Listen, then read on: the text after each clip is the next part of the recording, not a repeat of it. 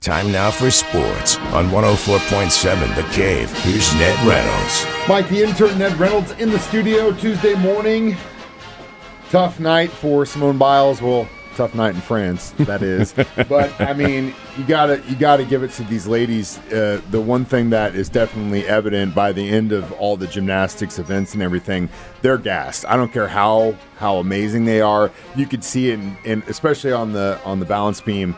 You could tell those ladies were gassed. And a tough day for her as a silver medal.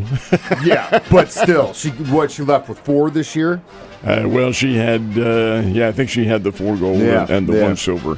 The pretty doggone good haul from the world's greatest gymnast. You have to understand these girls, this is a sorority for them. Everybody, I don't care what country you're from, they all know each other. They compete against each other.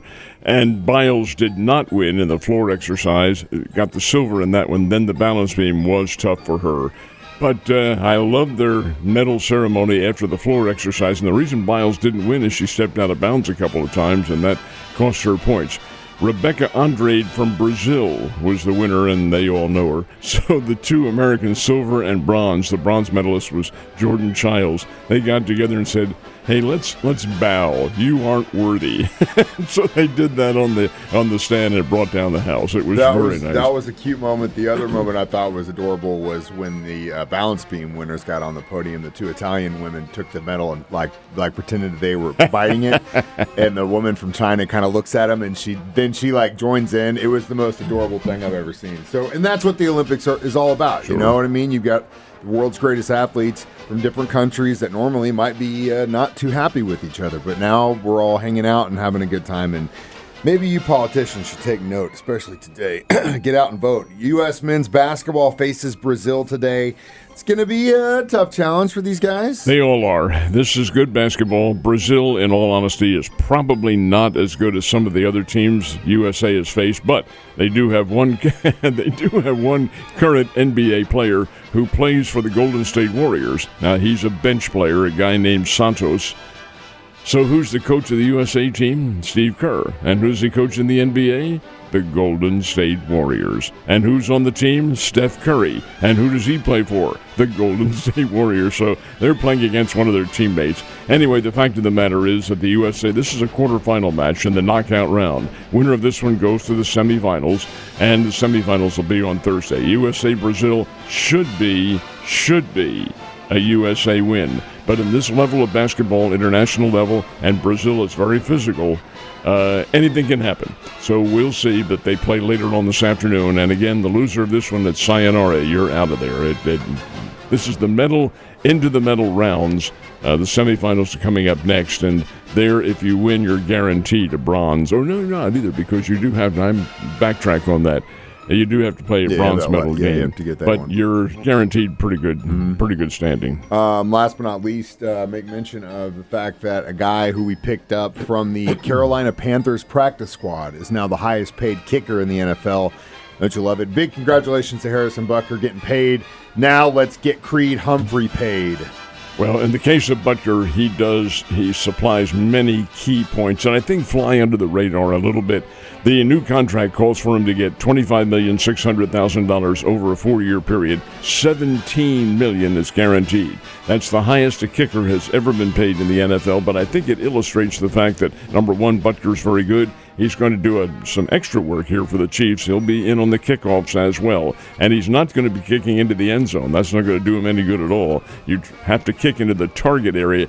You'll see all that and hear all that on Saturday as Mitch Holdus describes it here on the Chiefs Radio Network. But it's an altogether different, it's a new rule. It's a 1-year rule. They'll review it at the end of this season whether or not it works. But it does have a different effect on the game. Nonetheless, Butker will play a big part in that. Yeah, and again, you said it in the beginning, he does fly under the radar, but 2 or maybe 3, almost all the championships we got in the recent years, he had a big part in getting those for us. So, yeah. Get him paid, just like Creed. Cardinals had a chance to make up a game yesterday in St. Louis against the Mets. Did they make it up in the right way? No, they did not. Late afternoon game, and it's just one game because it was a makeup from a rainout earlier this season, and the Mets won up by a score of 6-0. The Cardinals could not touch Sean Manaea, who, how about this, went the distance. He pitched the whole 9 innings, folks. Unheard of anymore. Good gracious sakes. Anyway, Manea was nothing short of outstanding. 10 strikeouts, and that's really not fair. He pitched 7 innings, so he did have 2 relievers. And why not take him out? He had a shutout going, and he didn't have to go all the way. But the fact of the matter remains, it was a 6-0 win for the New York Mets over the Cardinals, who continue to slide, folks. They're just not playing very well. 7-11 since the All-Star break, and that's not very good. They're not hitting with consistency and not pitching with consistency. Now, this is one game. It was a makeup game. Tonight, the Cardinals will host the Tampa Bay Rays, who are a pretty good, not great, but a pretty good team. That'll be another testing series for the Cardinals. Definitely will be. And speaking of testing series, that's exactly what the Kansas City Royals have right now happening in Kansas City against the Red Sox. And the Red Sox are playing well, and they beat the Kansas City Royals 9-5 last night, doing it with the bad Jaron Duran, who is the star of the All-Star game. Had 3 RBIs in this game, and indeed it was a tough night for Kansas City. But you're going to run into that. That's part of baseball. Royals still have an awfully good team, and in fact they're in contention. I'll tell you a team that's not in contention is the Chicago White Sox. Yeah. They tied the American League record for consecutive losses last night, lost to the Oakland A's, and that is 21 straight losses. They have not won, they being the Chicago White Sox, get this, folks, they have not won since July the 10th. Wow. July the 10th. They've lost 21 straight games, ties a record set by the Baltimore Orioles in 1988. Is it a record you wanted? It's a record of dubious distinction. So they being the White Sox, are now 2 away from the Major League record, which is held by my team, Philadelphia Phillies. You kind of want them to get it. Now, at the same time, it doesn't really matter. As long as they talk about you, when you're gone, you live forever. So whether it's good or bad, this team might live forever in the history of baseball books just because of how bad they were, just like your Phillies. So. It will be impenetrable. That's a very good point.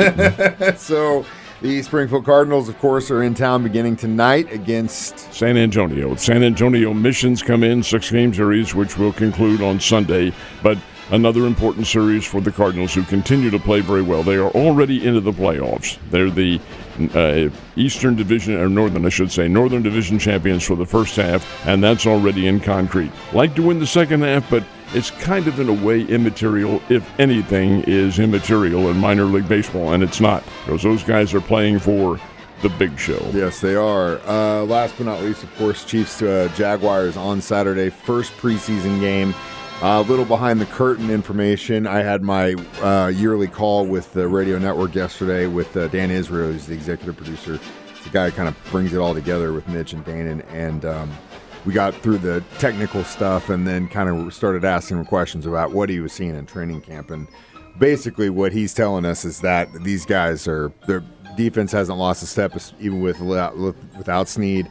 And they're fired up, and that kind of showed itself on the field yesterday, didn't it? Interestingly enough, the guy in all these skirmishes, and folks, they all teams have these little fights. After all, you've got guys hitting each other, and you're on the same team, and you're going to get mad. Anyway, the one who seems to be in the center of all of it is Drew Tranquil. Boy, his name does not apply to the way he plays football. Tranquil is a tough hombre. Anyway, they had another situation yesterday in which another receiver is crossing the route, and he got leveled by Tranquil. It was Rashee Rice this time, and Rice threw the ball at Tranquil. Rice, you better run, buddy, because it did happen. The players came after each other. It lasted about 30 seconds, and of all people to break it up, it was Patrick Mahomes. He seems to be the guy who's always there to break it up, too, you know what I mean? And that's what you want your QB to do. But it was also funny to me, I didn't see the beginning part of it. I just saw the end part of it that got probably tweeted first.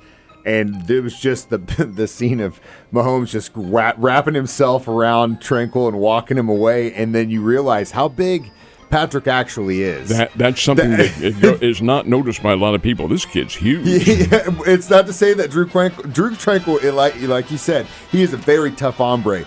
But when you see Mahomes wrap himself around him, you're like, man, I'm glad that's my QB. Ned, you have a great day, and I'll see you tomorrow.